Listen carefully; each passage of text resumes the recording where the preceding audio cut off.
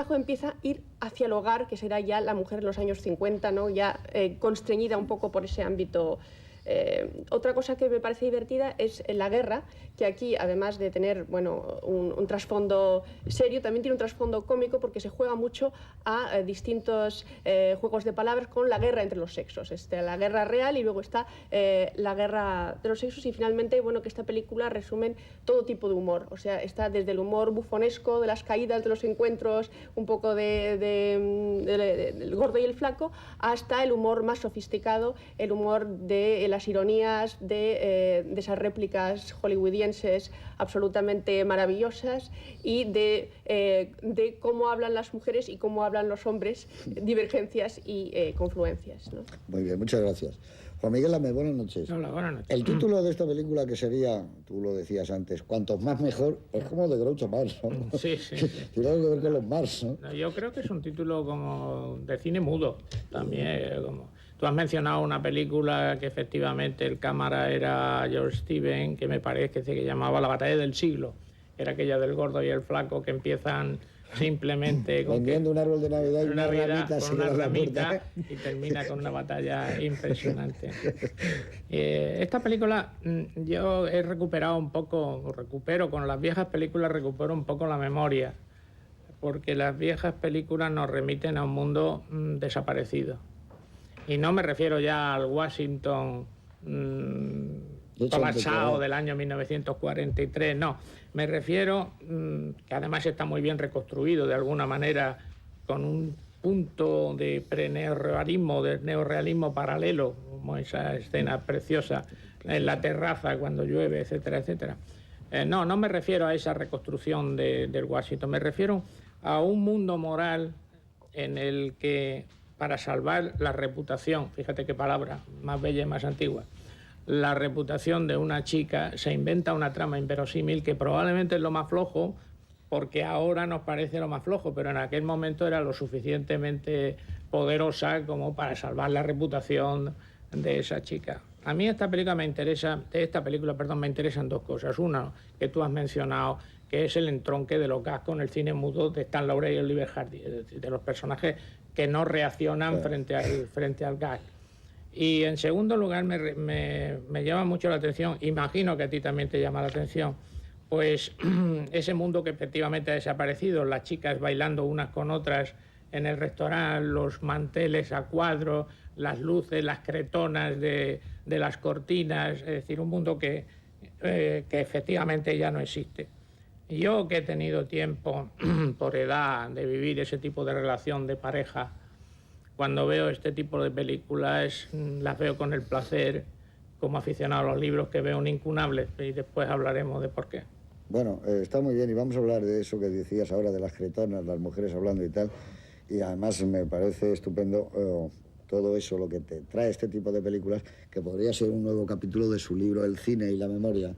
Libro extraordinario, a todos los cinéfilos de España, y si nos ven por el canal internacional, recomiendo, porque es uno de los libros más emocionantes y con poder de evocación de lo que fue el cine, o de lo que nosotros pensamos que era la vida a través del cine, que es lo que yo quisiera hablar también luego de esta película, que efectivamente tiene mucho que ver con el cine mudo, porque el tempo narrativo es el de cine mudo. Hay escenas, por ejemplo, cuando se está cumpliendo el horario de ferrocarril, de cómo se levanta la gente en esa casa, se puede hacer perfectamente sin ninguna palabra y se hubiera entendido, pero hay muchas más secuencias. Y desde luego esta película pasa a la historia porque tiene una secuencia portentosa, que es la de las escaleras, cuando hay un traveling maravilloso, que vuelven a casa, las parejas besándose, ya la verán ustedes, y se sientan en los escalones. Bueno, esa es una secuencia asombrosa de George Stevens. Pero vamos a ver esta película. Tiene 57 años, pero ya pudiéramos ver películas ahora con el aroma, el perfume, la belleza y sobre todo ese don divino que es el ritmo de una película que, aunque con vocación de lentitud, que ya es difícil, que es como las hacía George Stevens, sigue siendo un clásico imperecedero. Con todos ustedes, El amor llamó dos veces, de George Stevens.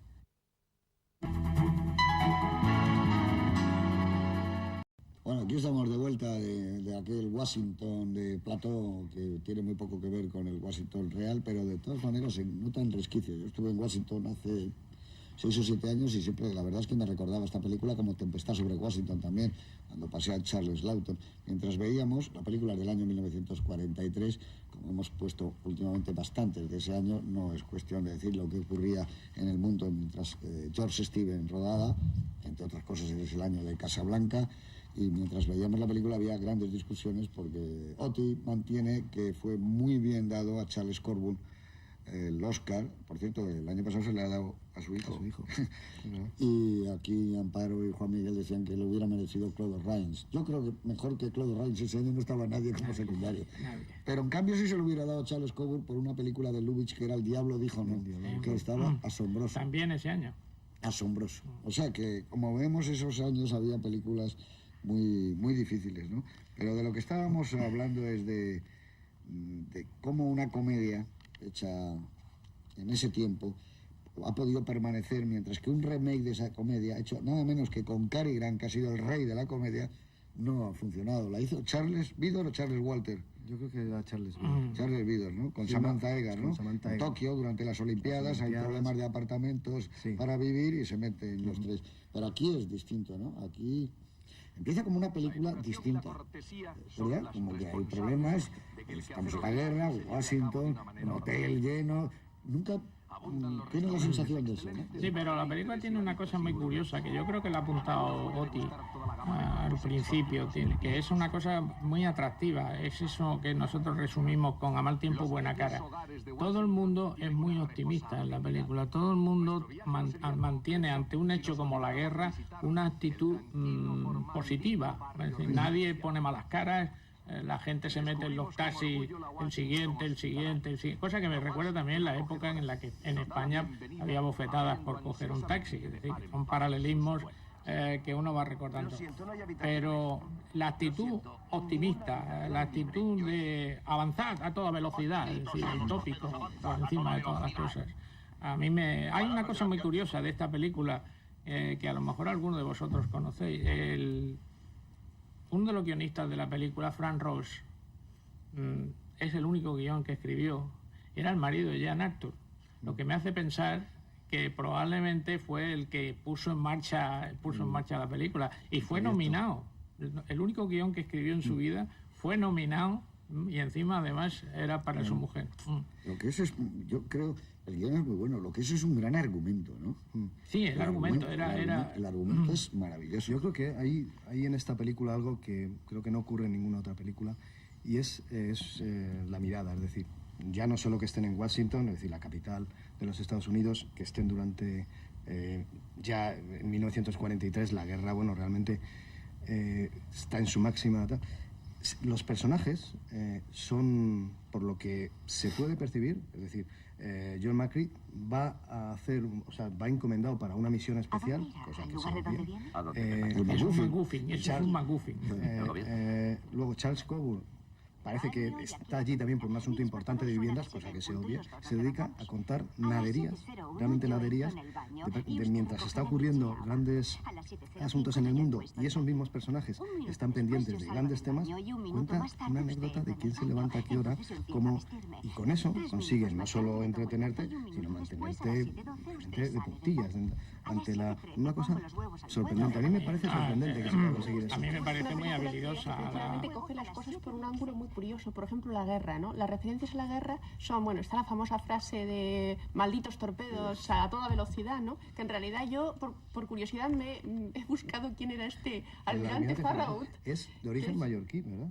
Bueno, yo lo que he descubierto, sobre todo, más que su origen, ¿no? Me he centrado en su papel en la Guerra de Secesión norteamericana, y luego eso lo he conectado con una cosa, no os habéis fijado, que es rarísima, que es que Jean Arthur tiene una foto de Lincoln en su escritorio. Y decía, ¿y por qué tiene la foto de Lincoln? Entonces ya lo he comprendido, porque claro, de alguna forma para ellos, o sea, la esclavitud, ¿no? La Guerra de Secesión, para liberar a los esclavos, lo relacionan con la situación nazi. Entonces se establece ahí un pequeño paralelo, como muy curioso. Entonces hablan de la guerra y además, por supuesto, de la victoria, puesto que la victoria al final, por supuesto, es de los yanquis o de la Unión, ¿no? Igual que en la Segunda Guerra Mundial va a serlo. O sea, pero con una finura que es que me ha parecido muy llamativo, ¿no? La película es sutilmente propagandística. Pero muy sutilmente. Se hicieron dos tipos de películas en esos años. Uno, la directa, la directa, 30 segundos sobre Tokio. Esa iba a elevar la moral de los combatientes. Y otra, la de quedémonos los que estamos en casa, con esa sutileza que habéis apuntado, de optimismo, fortaleza, las virtudes, digamos, del varón norteamericano y de la hembra norteamericana. Y luego viene la otra, la llegada que vimos hace unos días de los mejores años de nuestra vida. Que esa es posterior.